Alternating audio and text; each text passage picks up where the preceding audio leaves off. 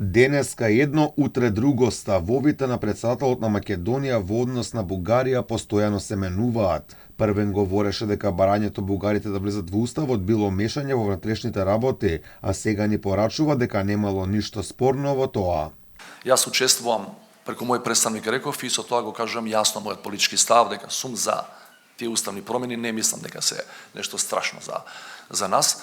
И не мислам дека ако ги внесеме бугарите во уставот заедно со другите 6-7 народи и делови од народи, дека државата ќе пропадне.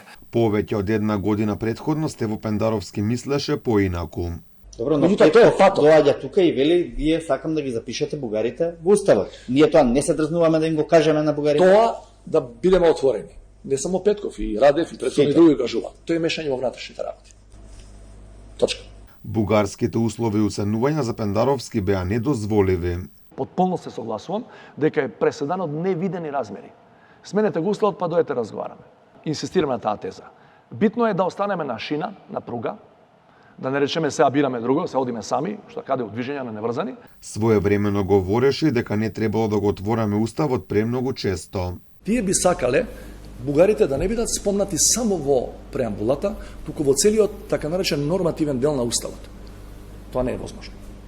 Зашто? Затоа што во преамбулата се кажува како е настаната оваа држава и од што се состои. Инаку во нормативниот дел ние албанците ги нема. Ги има со на, ја би рекол, срамна формулација 20% кои се. Меѓутоа со име и со презиме никој друг не е споменат. Но и ова не траеше долго. Првиот човек на Македонија на крајот се одлучи дека уставот сепак треба да се смени. Стево Пендаровски најпрвин го отфрли францускиот предлог, но потоа и за ова се предомисли. Сепак од време на време кај него повторно како да се буди патриотизмот, како што беше примерот после одбележувањето на роденденот на Делчев. Во Македонија се враќа традицијата на колежи или на стрелања и на наследства. Единствено таа изјава може да биде точна ако мисли на периодот 41-44 и кога ќе има техничкиот министер во Бугарија за надворешни работи време, слободно време, може да прочита до Ваташа, да види дел од таа традиција. Сепак Пендаровски во односот со Бугарија покрај попроменливите ставови веројатно ќе остане најзапаметен по поздрав кон Бојко Борисов. Стига да не Иване, како си? Многу добре. Поздрав од Зоки. Многу добре.